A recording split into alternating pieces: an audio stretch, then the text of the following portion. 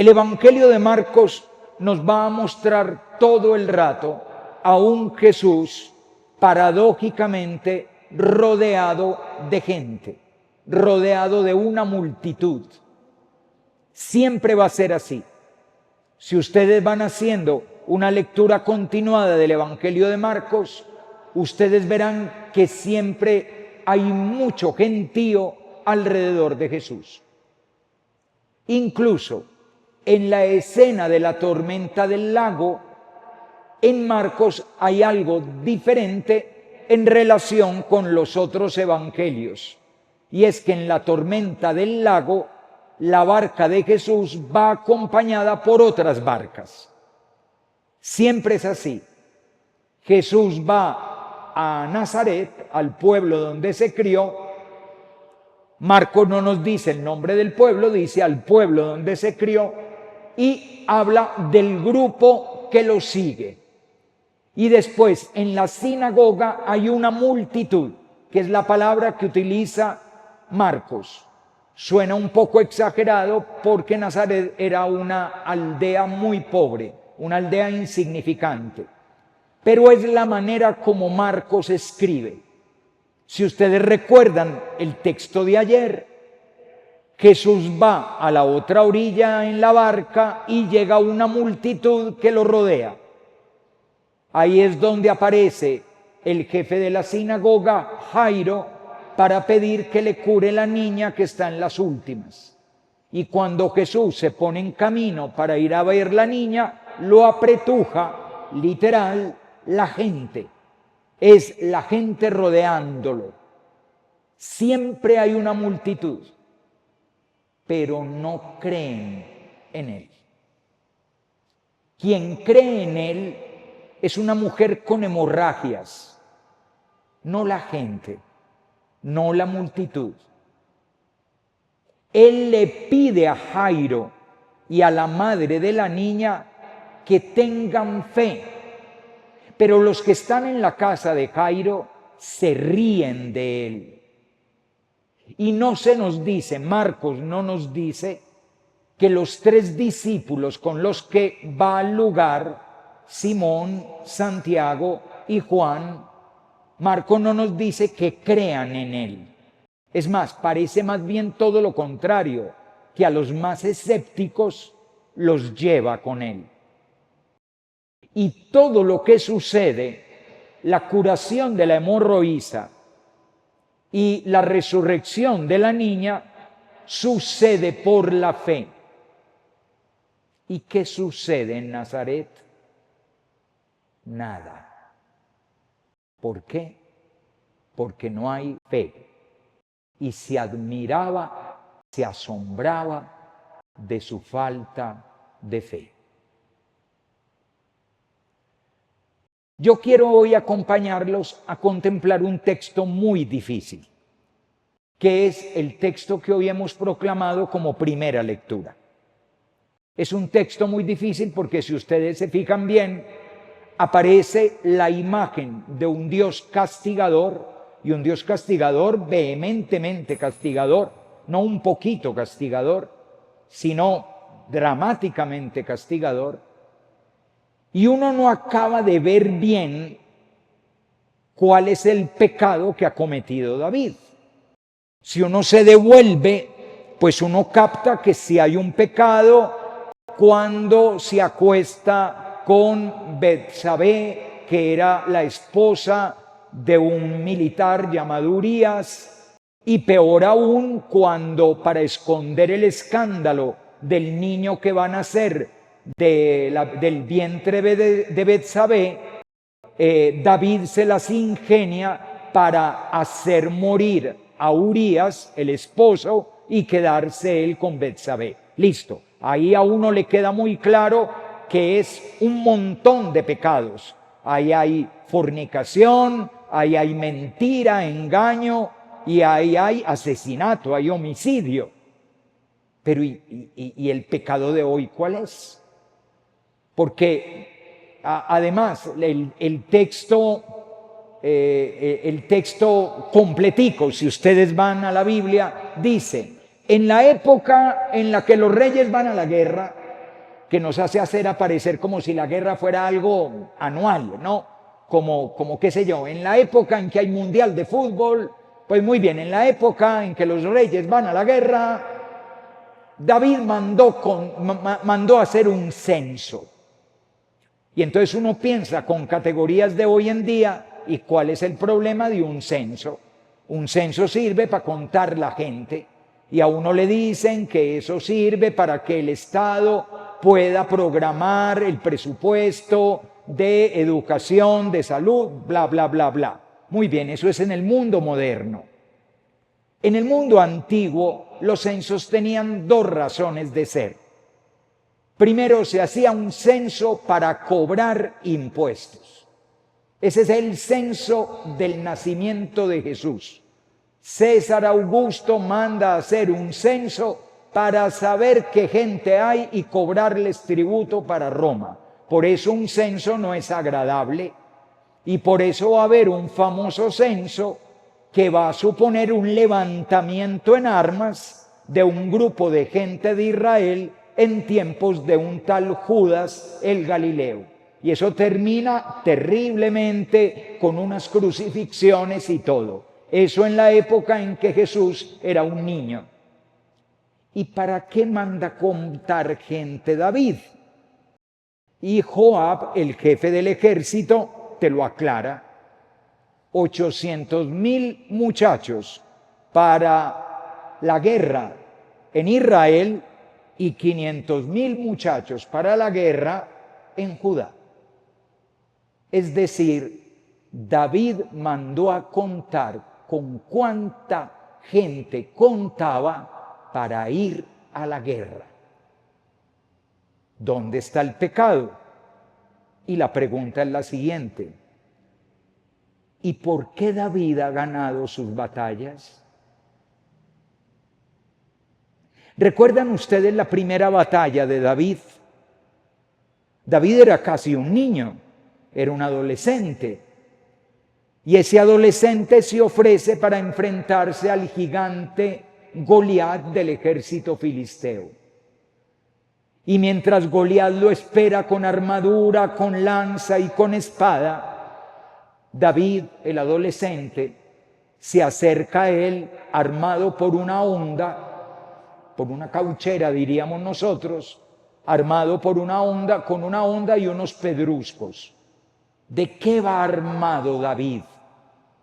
¿Qué es lo que le da la victoria a David?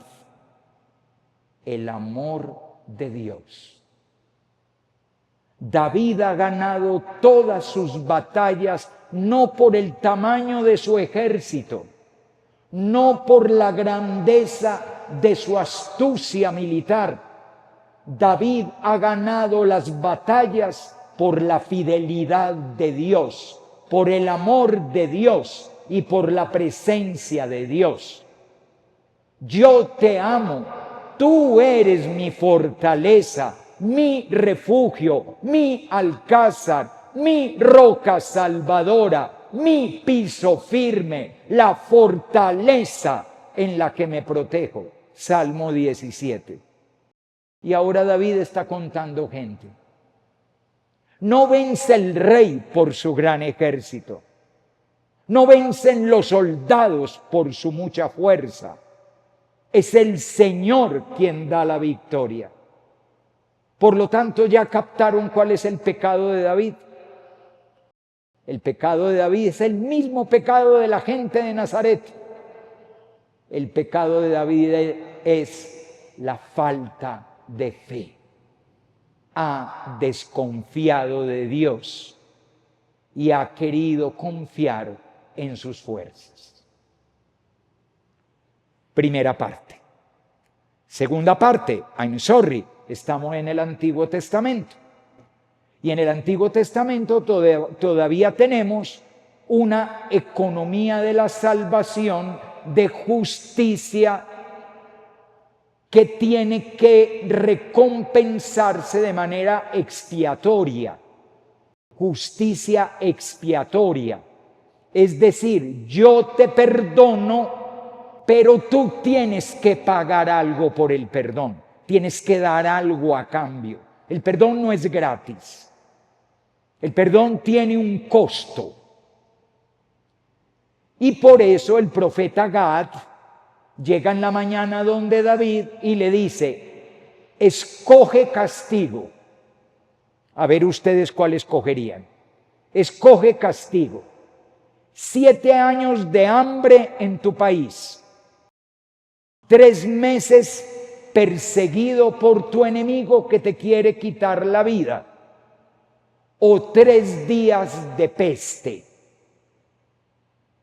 No hay mucho como de dónde escoger. Pero David dice, prefiero caer en las manos de Dios que en las manos de los hombres, porque Dios es misericordioso. Y escoge los 3 días de peste. ¿Por qué esto? Miren, porque el concepto humano hasta el día de hoy, tengan presente que en esto no hemos evolucionado demasiado. El concepto humano de la justicia es una balanza. Hasta el día de hoy es el símbolo de la justicia. Cuando yo ofendo a Dios, hago un desbalance de la balanza. Y eso pasa en todo. Yo te saco tu ojo, tú me sacas el mío. Tú me sacas el diente, yo te saco el tuyo. Ojo por ojo, diente por diente.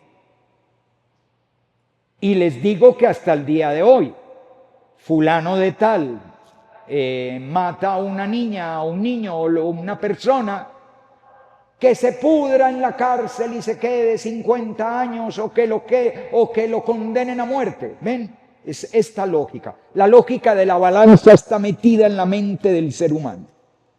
Y eso es lo que se aplica en este texto. David ha desbalanceado la balanza al dudar de Dios, al desconfiar de Él, al no tener fe, al creer primero en sus fuerzas que en las fuerzas de Dios. Y lo que Dios le plantea es la pena con la que se equilibra la balanza. 7 años de hambre, 3 meses perseguido o 3 días de peste. Y David elige los 3 días de peste. Segunda parte. Tercera parte. Al elegir los 3 días de peste, pues el ángel del Señor empieza a matar gente. Y el texto es muy hermoso y hoy lamentablemente está mal traducido. Está traducido en desorden. ¿Por qué? Se los voy a decir en orden. El ángel del Señor empezó a cumplir el mandato de Dios y a matar y mató 77,000. Eso es horrible, todos estamos de acuerdo, tranquilos. Es el mundo antiguo, es el Antiguo Testamento, mata 77,000. Al caer la tarde, el ángel del Señor que estaba sentado junto a la era de la Araonita se levanta y extiende la espada sobre Jerusalén. David sube a la terraza y al ver al ángel que extiende la espada sobre el pueblo dice: fui yo quien pequé, fui yo, no estas ovejas, mátame a mí. Y el Señor le dice al ángel: detente. Ese es el orden real de este texto. Y si uno examina detenidamente el texto, Dios no cumple el castigo completo. Se detiene por piedad. Fui yo quien pequé, no estas ovejas, mátame a mí. Ahora cojan esa figura de David en la terraza, llorando por la gente. ¿Hay alguien que ustedes conozcan que le diga a Dios: mátame a mí? Y entonces llegamos al Nuevo Testamento y sucede exactamente lo mismo.